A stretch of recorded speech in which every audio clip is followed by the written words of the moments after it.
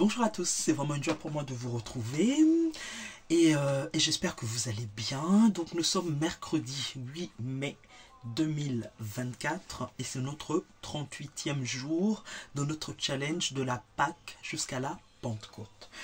Et hier, donc, on a commencé à aborder la délivrance. C'était vraiment hier comme une introduction. Et on avait pris en fait le passage où Jésus parle dans Luc, où il dit « L'Esprit du Seigneur est sur moi parce qu'il m'a oint ». Et donc en fait, vous pouvez écouter l'exhortation d'hier.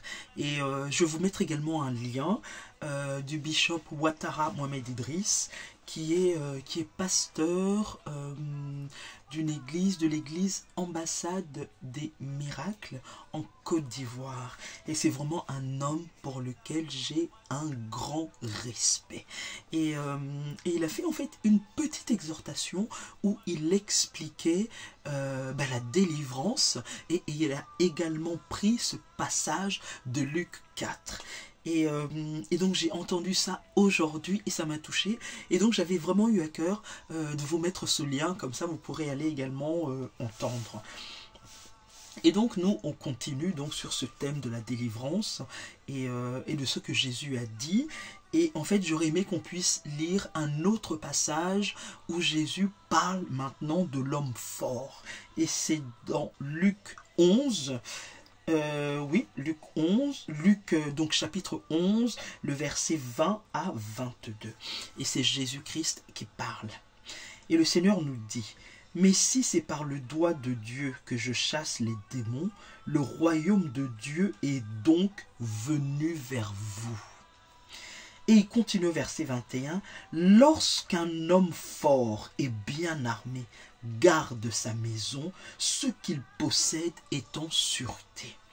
Mais si un plus fort que lui survient et le dompte, il lui enlève toutes les armes dans lesquelles il se confiait et il distribue ses dépouilles. » Amen. Et donc là, Jésus nous parle de l'homme fort. Et c'est vraiment un concept qu'il faut connaître déjà et qu'il faut comprendre. Parce qu'en fait, l'homme fort dont parle Jésus, c'est qui? En fait, l'homme fort, c'est Satan. Et Jésus nous dit, lorsqu'un homme fort et bien armé garde sa maison, ce qu'il possède est en sûreté. Donc, il nous parle de l'homme fort qui est bien armé et qui garde en fait jalousement tout ce qui lui appartient de façon à ce que ça soit en sûreté. Et donc, comme je vous ai dit, cet homme fort, c'est Satan. Et il faut comprendre, comme on avait déjà vu, que Dieu a créé Adam et Ève à son image, à sa ressemblance, et il a donné à Adam et Ève la domination sur la terre. Et quand ils étaient au jardin d'Éden, il leur a donné des instructions, il leur a dit, il ne faut pas aller vers le fruit de l'arbre de la connaissance du bien et du mal. Et on sait que Adam et Ève ont désobéi à Dieu et qu'ils ont mangé le fruit en fait qui était défendu, c'est ce que nous dit la Bible. Et en fait c'est Satan qui les avait tentés et ils sont tombés dans cette tentation. Et en désobéissant à Dieu et en obéissant au diable, en fait, ils ont donné cette autorité qu'ils avaient sur la terre, ils l'ont donnée à Satan. Et donc maintenant, le péché était rentré dans le monde et le fait que le péché soit rentré dans Adam et Ève, le péché est rentré également dans toute leur lignée. Jusqu'à nous, maintenant, le péché est rentré. Et pour nous sauver de cela, il a fallu que Dieu lui-même envoie son Fils, Jésus-Christ, qui est mort à la croix de Golgotha pour nous sauver, qui est mort à la croix, qui est ressuscité le 3e jour. Mais il faut comprendre que donc Satan avait récupéré l'autorité sur la terre et qu'il avait fait de nous tous ses prisonniers. Et donc l'homme fort, c'est lui. Et donc Jésus nous dit que cet homme fort est bien armé et qu'il garde sa maison. Donc il garde son pâturage, c'est-à-dire tout qu'il a comment expliquer ça, des prisons dans lesquelles il gardait en fait tout le monde, nous tous qui avions péché, qui étaient sous la malédiction du péché, nous étions donc gardés en prison par cet homme fort qui est Satan. Et donc, on peut se poser la question, quelles sont ses armes? Sa première arme, c'est le péché. En fait, parce que c'est le péché qui vient nous séparer d'avec Dieu. Donc le péché est rentré, la maladie, le mensonge, parce que la Bible nous dit que Satan c'est le père du mensonge, toutes sortes d'oppressions, l'offense par exemple, qui est vraiment quelque chose qui ouvre une porte à l'ennemi, le non-pardon, etc. Donc on voit que Satan en fait utilisait toutes ces armes-là pour maintenir en captivité tous ses prisonniers. Et du coup, on était vraiment désemparés. Parce que qui pouvait l'arrêter? Qui pouvait aller à l'encontre de cet homme fort qui nous avait fait prisonniers et qui nous gardait dans ces prisons spirituelles? Et Jésus-Christ continue et dit, mais, au verset 22, mais, si un plus fort que lui survient et le dompte, il lui enlève toutes les armes dans lesquelles il se confiait. Et on voit qu'un homme plus fort encore que cet homme est arrivé et est venu dompter cet homme. Et cet homme plus fort, c'est Jésus-Christ. Et gloire soit rendue à Dieu, parce que Jésus-Christ est venu et qu'il est mort à la croix pour nos péchés. Et qu'il est mort, qu'il est descendu dans les profondeurs de l'enfer, qu'il a récupéré les clés et qu'il est ressuscité le 3e jour. Et la parole de Dieu nous dit dans Colossiens, Jésus-Christ a dépouillé les dominations et les autorités. Il les a livrées publiquement en spectacle, en triomphant d'elles par la croix. Donc là, c'est ce que Jésus nous dit, un homme plus fort rentre maintenant et dompte l'homme fort et le dépouille de tous ses biens, de toutes ses armes. C'est ce que Jésus-Christ a fait. Et le but de cela, c'est quoi? C'est de pouvoir libérer les prisonniers, nous tous qui étions en prison. C'est-à-dire, il a dépouillé Satan de toutes ces armes-là que je vous ai citées, et il nous a libérés. Et le but de ça, c'était vraiment de nous libérer, de nous faire sortir de ces prisons. Et donc, voilà. Et je continue. Et il dit qu'il a enlevé toutes ces armes qui permettaient à Satan de nous maintenir sous la domination. Mais en fait, donc là, je vous explique en fait le concept de l'homme fort et comment un homme plus fort encore, Jésus-Christ, est venu et rentré dans la bataille.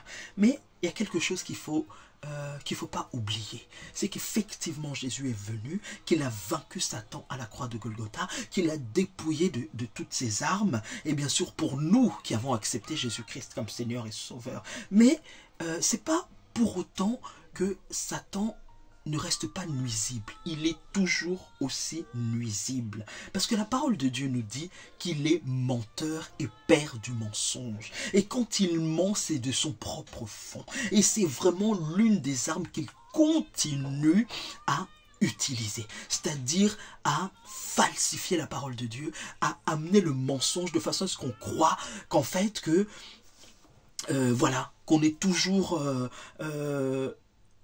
dans les prisons, que de nous faire croire qu'on ne peut pas sortir de son emprise. Ça, c'est vraiment le mensonge. Et la parole nous dit qu'il est voleur. Donc, son but, c'est par la ruse de venir nous voler les choses que nous avons déjà récupérées en Jésus-Christ. Et il est également accusateur. Parce que la Bible nous dit qu'il c'est lui qui va nous accuser auprès de Dieu et dire tel a fait tel, tel a fait tel, tel a fait tel. Oh non, Seigneur, tu ne peux pas le bénir parce qu'il est comme ça. Donc, il faut pas oublier que le diable a ces 3 caractéristiques. Le mensonge, le vol et l'accusation. Et en fait, il utilise ces choses-là pour nous maintenir dans la captivité, alors que Jésus a déjà remporté la victoire. Et il faut aussi comprendre, parce que là, en fait, quand on parle d'homme fort et de ce que Jésus a dit, on rentre en fait dans le domaine du combat spirituel, parce que le Jésus est venu et le but de Jésus c'est de nous faire sortir des prisons du diable, et il l'a déjà accompli. Donc maintenant il faut que ça soit rendu manifeste dans notre vie, et il faut comprendre ce que Jésus nous a donné pour que cela soit rendu manifeste dans notre vie, le fait que nous sortions de là.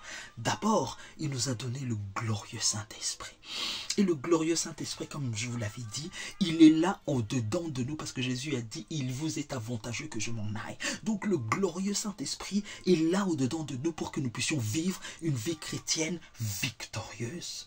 La deuxième chose, Jésus nous a donné la parole de Dieu, parce qu'on dit cette parole, elle est vivante et elle est puissante, elle est comme une épée à double tranchant, donc c'est une arme fabuleuse.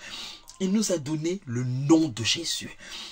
Et on sait que le nom de Jésus est le nom qui est au-dessus de tout nom, afin qu'au nom de Jésus-Christ, tout genou fléchisse dans les cieux, sur la terre et sous la terre.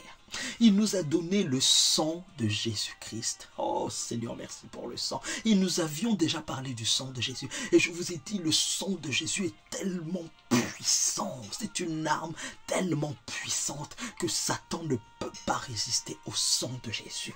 Et la dernière arme, je puis dire, c'est notre bouche. Parce que par notre bouche, donc nous faisons les proclamations. Parce que nous avons la parole, nous avons le glorieux Saint-Esprit, nous avons le nom de Jésus, nous avons le sang de Jésus. Mais si notre bouche reste fermée, comment pourrions-nous manifester la victoire de Christ? Donc c'est par notre bouche, par la parole de Dieu qui sort de notre bouche, que le Seigneur nous fait sortir en fait des prisons de l'ennemi.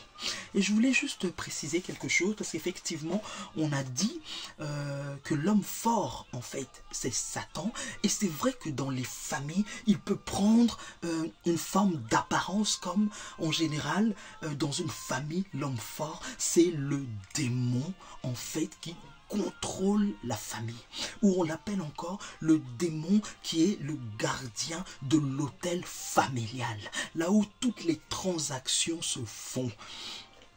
Voilà, donc aujourd'hui, je voulais qu'on puisse vraiment aborder ce concept d'homme fort, et j'espère que j'ai été assez clair et que vous avez pu, un peu comprendre en fait en quoi consiste cet homme fort. Donc si vous avez des commentaires, n'hésitez pas, et dans les jours à venir, on va vraiment continuer sur ce thème-là et savoir comment Jésus nous a fait sortir.